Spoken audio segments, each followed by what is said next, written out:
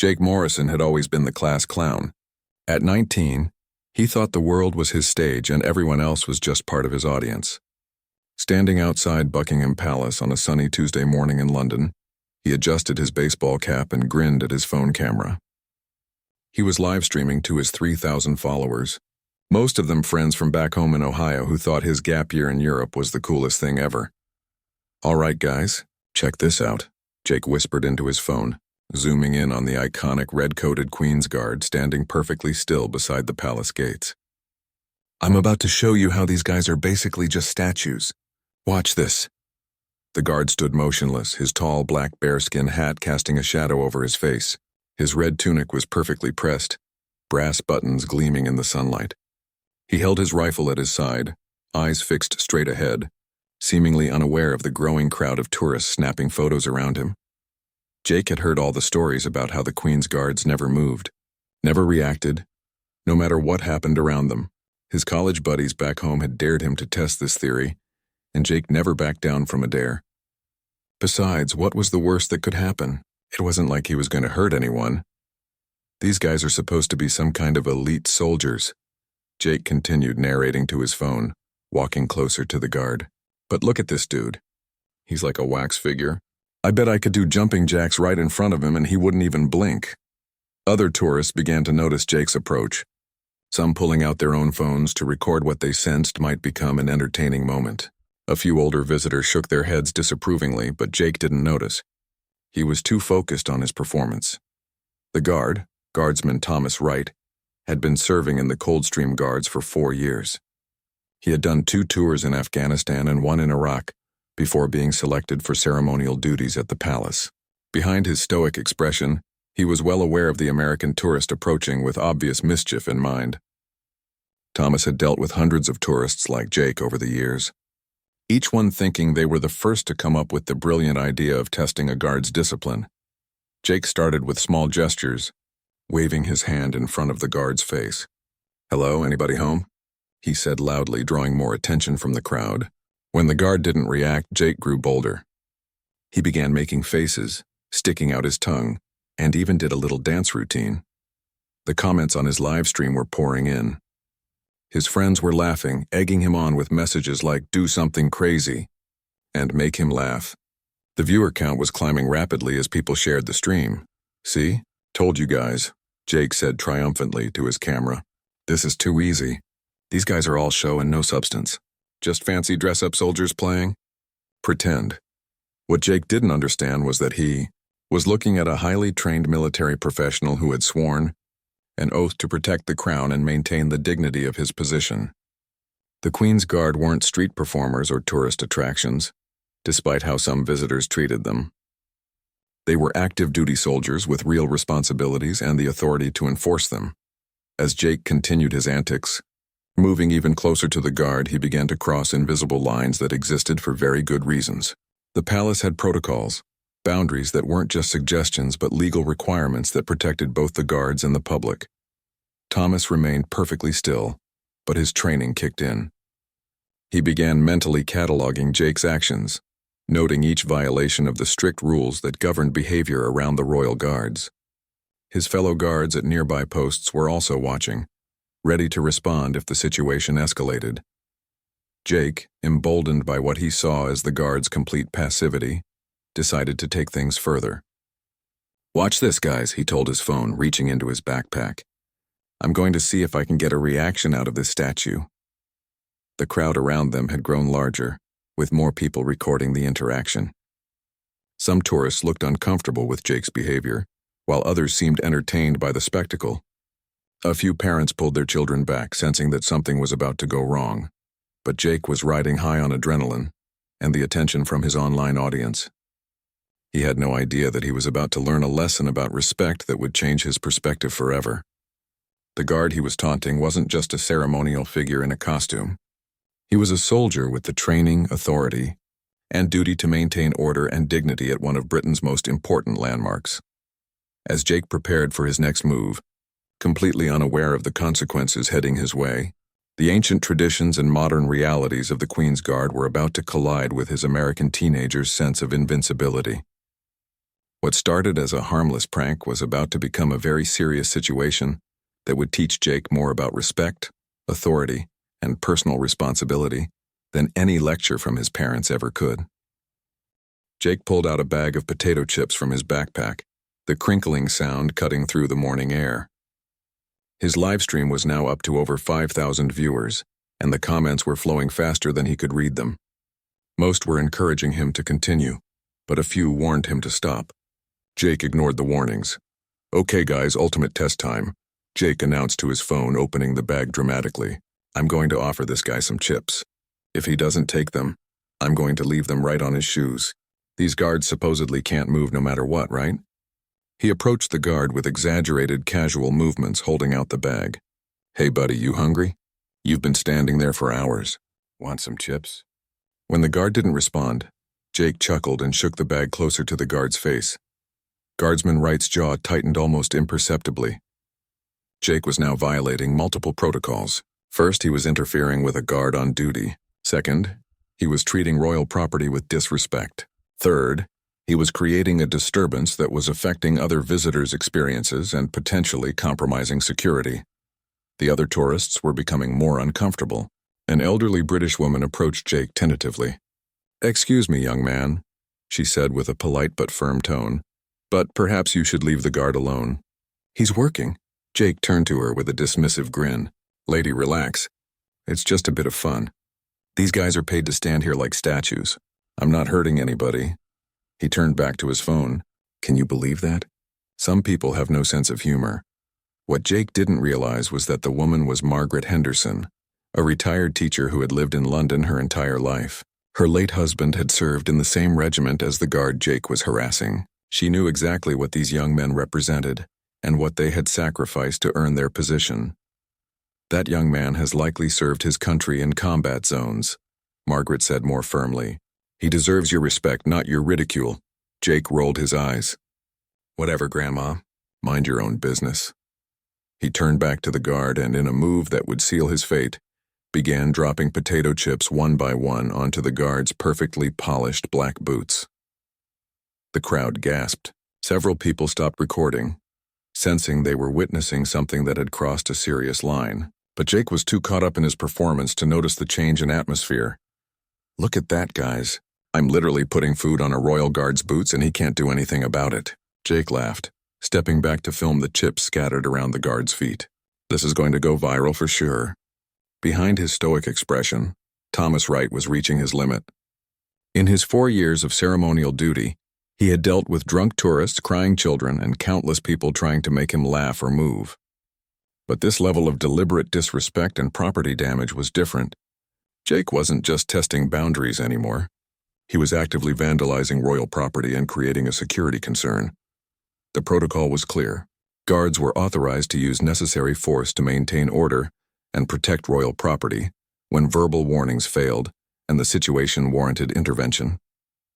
Jake's actions had now moved beyond harmless tourist behavior into territory that required a response. Thomas began the mental countdown that every Queen's Guard knew by heart. 3 more seconds of this behavior, and he would be authorized to act.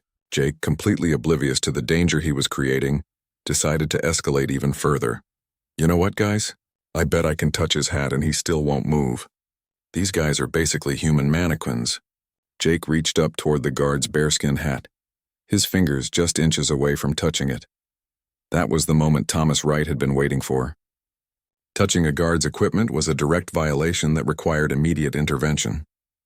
In one fluid motion that took less than 2 seconds, Thomas brought his rifle across his body into the ready position and took a single, thunderous step forward. "Stand back from the Queen's Guard." His voice boomed across the courtyard with the authority of centuries of military tradition. Jake jumped backward so violently that he nearly dropped his phone. The sudden transformation from statue to intimidating soldier was so complete and terrifying that Jake's confident grin vanished instantly. His face went pale as he found himself staring down the barrel of a rifle held by a man who had clearly transformed from decoration to deadly serious protector in the blink of an eye. The crowd fell completely, silent except for the scattered gasps and the sound of Jake's rapidly beating heart, which seemed loud enough for everyone to hear. His live stream chat exploded with messages, but Jake was no longer paying attention to his audience. For the first time in his life, he was face to face with real authority, real consequences, and real danger. The cocky American teenager who had been treating the guard like a tourist attraction suddenly realized he was standing in front of a trained soldier who had the legal authority and physical capability to enforce respect. Jake's mouth opened and closed like a fish out of water, but no words came out. The joke was definitely over. The courtyard remained frozen in complete silence for what felt like an eternity. Jake stood there with his mouth hanging open, still holding his phone but no longer caring about his live stream. The guard's voice had been so powerful and commanding that it seemed to echo off the palace walls long after he had spoken. Thomas Wright held his position, rifle ready, his eyes locked onto Jake with an intensity that made the young American's knees shake. This wasn't the motionless statue Jake had been mocking moments before. This was a warrior who had seen real combat, who had been trained to protect and defend, and who now viewed Jake as a potential threat that needed to be neutralized. I said, "Stand back," Thomas commanded again when Jake failed to move quickly enough. His voice carried the weight of military authority that had been earned through years of training and battlefield experience. Jake stumbled backward, nearly tripping over his own feet. "I'm sorry. I'm sorry," he stammered, his voice cracking like a child's. I didn't mean—" "Pick up that rubbish now," Thomas ordered, gesturing toward the potato chips scattered around his boots. "You will clean up your mess, and then you will remove yourself from this area immediately." The transformation in Jake was remarkable. The confident prankster who had been entertaining thousands of online viewers was gone, replaced by a frightened young man who suddenly understood he had made a terrible mistake. His hands trembling, Jake dropped to his knees and began frantically gathering up the chips he had so carelessly scattered moments before. The crowd watched in stunned silence as Jake crawled around on the ground, desperately collecting every crumb while the guard towered over him. Some tourists began recording again, but now they were documenting Jake's humiliation rather than his supposed triumph. Margaret Henderson, the elderly woman who had tried to warn Jake earlier, watched with a mixture of satisfaction and pity. She had seen this lesson taught many times over the years, though rarely to someone who had pushed things quite so far. "Please, sir, I'm really sorry," Jake pleaded as he stuffed the chips back into the bag with shaking hands. "I didn't know. I thought it was okay. I was just having fun." "Fun?" Thomas's voice was ice cold. "You think disrespecting Her Majesty's Guard is fun? You think treating a soldier of the crown like a circus performer is entertainment?" Jake's eyes filled with tears of shame and fear. For the first time in his life, he was experiencing real consequences for his actions. Back home, his parents had always bailed him out of trouble. His teachers had always given him second chances. His friends had always laughed off his pranks as harmless fun. But here in front of Buckingham Palace, there was nowhere to hide. "No, sir," Jake whispered, his voice barely audible. "I'm sorry, sir. I really am." Thomas maintained his position for several more seconds, letting the lesson sink in. Then, with the same precision and control that had marked his initial response, he slowly returned to his ceremonial stance. But his eyes remained fixed on Jake with a warning that was crystal clear. One more mistake and the consequences would be even more severe. 2 palace security officers had appeared during the confrontation, drawn by the commotion. They approached Jake as he finished cleaning up the chips, their expressions stern but not unkind. "Sir, we need you to come with us," one of them said quietly. "There are some questions we need to ask you." Jake's heart sank even further. He had thought the humiliation was over, but clearly his troubles were just beginning. As the security officers escorted him away from the guard post, he caught a glimpse of his phone screen. The livestream was still running and the comments were brutal. "OMG, he's crying," read one message. "Serves him right," said another. "What an idiot," proclaimed a third. The viewer count had climbed to over 8,000 people, all of whom had witnessed his complete humiliation. But the worst part wasn't the online mockery. It was the look of profound disappointment in the eyes of the tourists who had watched the entire incident unfold. Jake realized that he had embarrassed not just himself but his entire country. He had been the ugly American tourist that everyone warned about, confirming every negative stereotype about entitled young Americans abroad. As they walked toward the security office, Jake glanced back at Thomas Wright, who had resumed his motionless stance as if nothing had happened. But Jake knew better now. Behind that stoic exterior was a man who commanded genuine respect, who had earned his position through service and sacrifice, and who would not tolerate disrespect from anyone. The guard had taught Jake a lesson that no classroom, no parent and no friend had ever managed to convey, that respect isn't given freely. It's earned, and when you encounter someone who has truly earned it, you show it, or you face the consequences. The security office loomed ahead, and Jake knew his day was about to get much worse. But something inside him had already changed.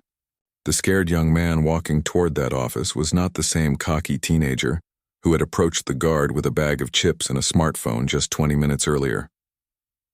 The security office inside Buckingham Palace was nothing like Jake had imagined.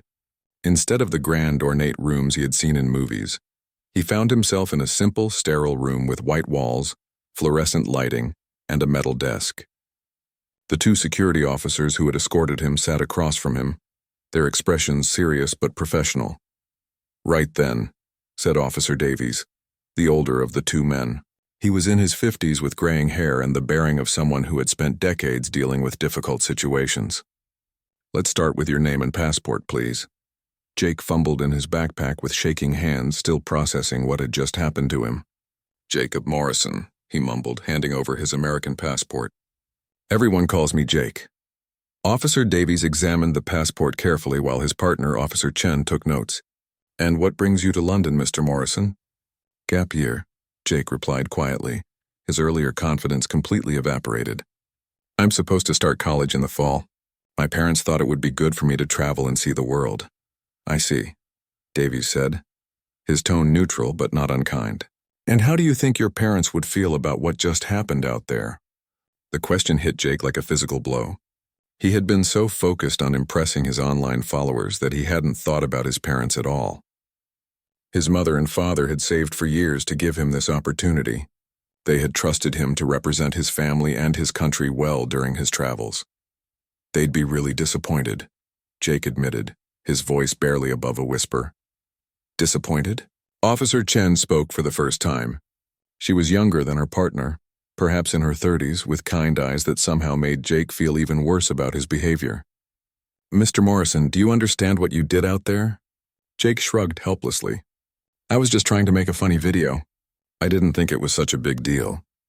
The two officers exchanged glances. Davies leaned forward in his chair. "Let me explain something to you, son. That guard you were harassing isn't a tourist attraction. His name is Guardsman Thomas Wright. He's 23 years old, just 4 years older than you. He's done 2 combat tours in Afghanistan and 1 in Iraq. He's seen friends die protecting people like you and me." Jake's face went pale. He had never considered that the guard might be a real soldier with real experiences. Officer Chen continued the explanation. "When Thomas was 20, the same age you are now, he was in Helmand Province, Afghanistan, protecting a forward operating base. His unit was attacked by Taliban fighters. 3 of his friends died that day. Thomas was wounded but kept fighting until reinforcements arrived." "I didn't know," Jake whispered, feeling sick to his stomach. "Of course you didn't," Davies said, "because you didn't bother to think about who he was as a person. You saw a uniform and decided he was there for your entertainment."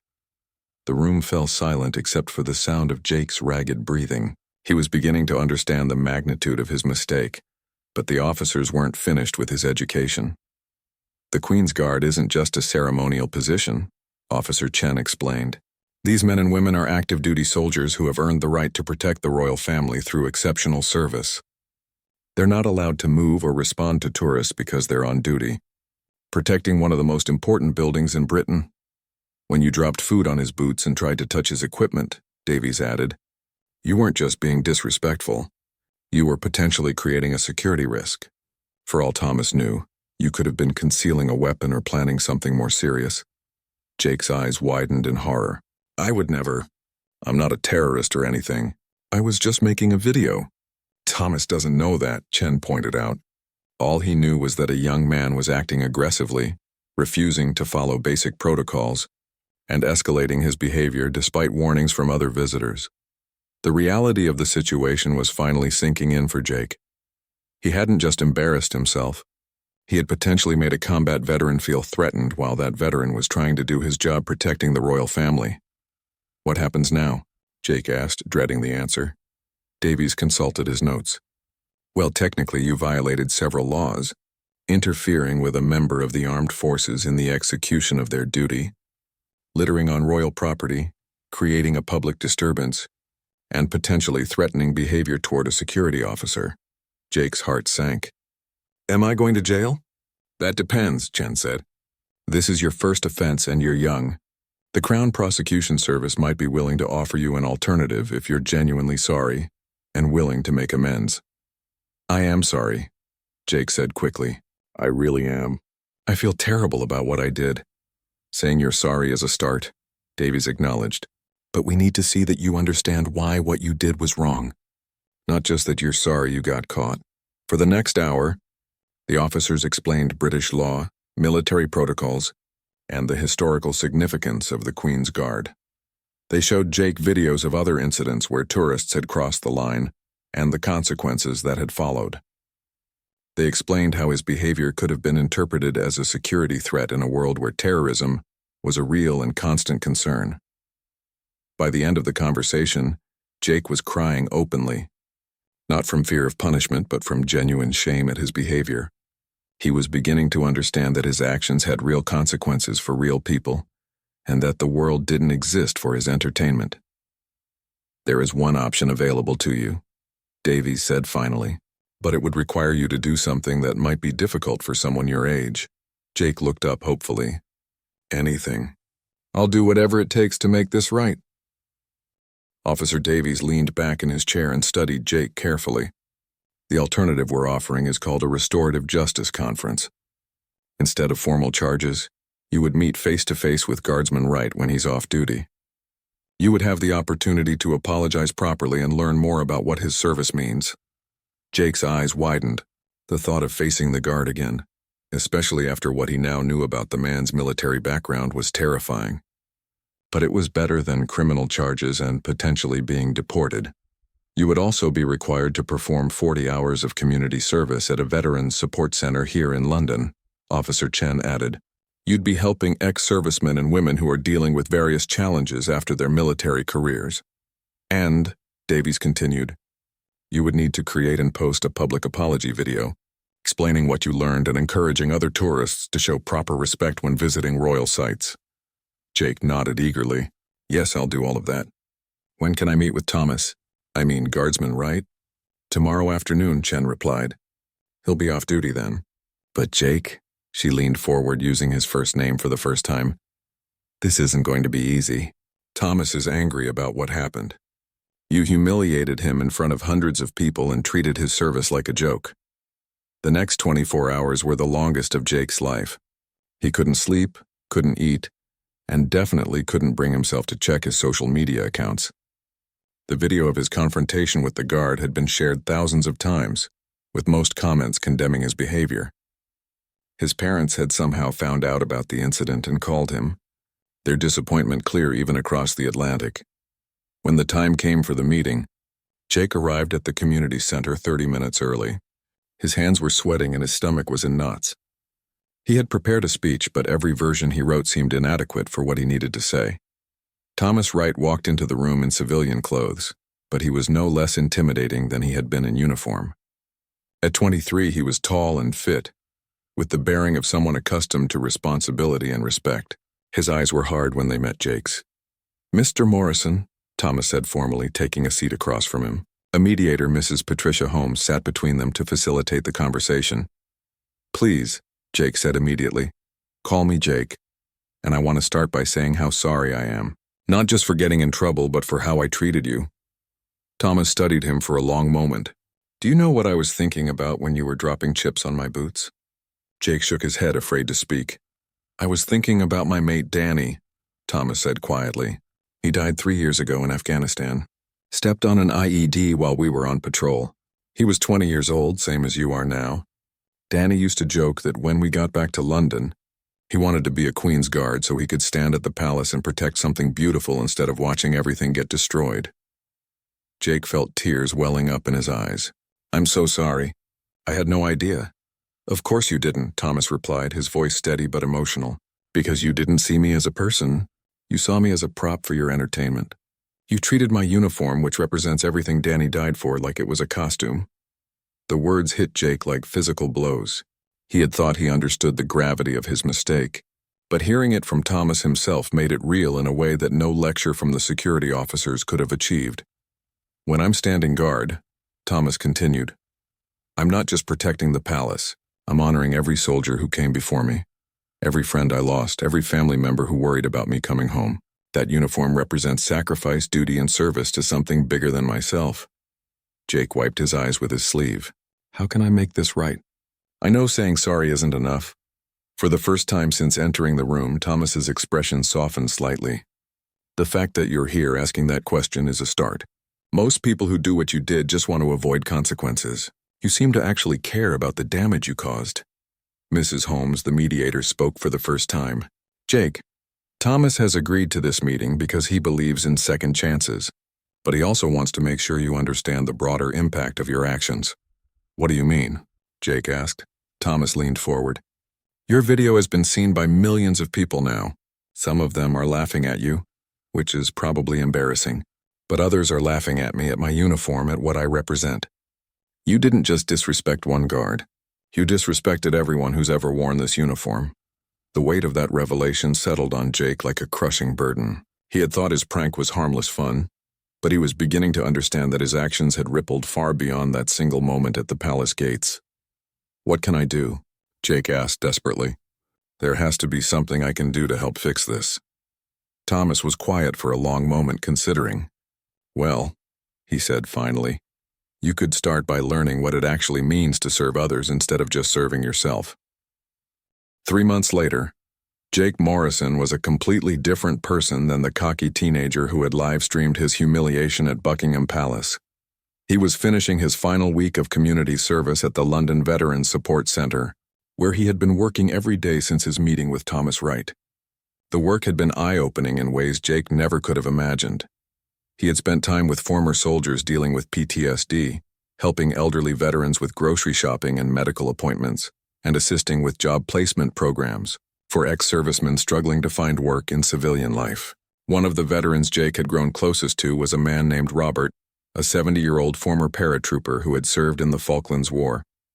Robert had initially been skeptical of the young American who had been assigned to help him, especially after learning about Jake's palace incident. So you're the lad who thought it was funny to mock a Queen's Guard, Robert had said during their first meeting, his weathered face stern with disapproval. Yes, sir, Jake had replied, no longer trying to make excuses. I was an idiot, and I'm here to try to make up for it. Over the weeks that followed, Robert had become something of a mentor to Jake, sharing stories of military life and helping the young man understand what service and sacrifice really meant. Through Robert and the other veterans, Jake learned about the brotherhood that existed among soldiers, the way they looked out for each other both during and after their service. The thing about respect, Robert had told him one afternoon as they sorted donations for homeless veterans, is that it's not something you demand. It's something you earn through your actions day after day, year after year. Jake had taken those words to heart. He approached his community service not as a punishment to be endured, but as an opportunity to learn and grow. He arrived early every day, stayed late when needed, and genuinely cared about the people he was helping. Thomas Wright had visited the center several times during Jake's service, checking on his progress. The relationship between the two young men had evolved from anger and humiliation to something approaching mutual respect. Thomas could see that Jake was genuinely trying to change, and Jake had developed a deep admiration for Thomas's dedication to service. On Jake's final day at the center, Thomas arrived with a surprise. I wanted to give you something, he said, handing Jake a small package. Inside was a military challenge coin from Thomas's regiment, along with a handwritten note that read, For Jake, you came here as someone who took things from others for your own entertainment. You're leaving as someone who gives to others for their benefit. That's the difference between a boy and a man. Thomas. Jake felt tears in his eyes as he read the note. Thank you, he said simply. This means more to me than you know. That evening, Jake posted his final video about the experience. Instead of the flashy, attention-seeking content he had created before, this was a simple, heartfelt reflection on what he had learned. 3 months ago, I thought respect was something weak people gave to authority figures, he said to his camera. I thought soldiers were just guys playing dress-up, and that my entertainment was more important than their dignity. I was wrong about everything. He went on to describe his time at the Veterans Center, the stories he had heard, and the men and women he had met who had sacrificed years of their lives in service to others. He talked about Thomas Wright, not as the scary guard who had humiliated him, but as a young man who had chosen to dedicate his life to protecting others. The Queen's Guard aren't there for your amusement, Jake concluded. They're there because they've earned the right to stand in that position through service, sacrifice, and dedication. If you ever visit London and see them, remember that you're looking at some of the best soldiers in the world and act accordingly. The video received millions of views, but this time the response was overwhelmingly positive. Veterans from around the world thanked Jake for his honesty and growth. Parents shared the video with their children as an example of taking responsibility for mistakes.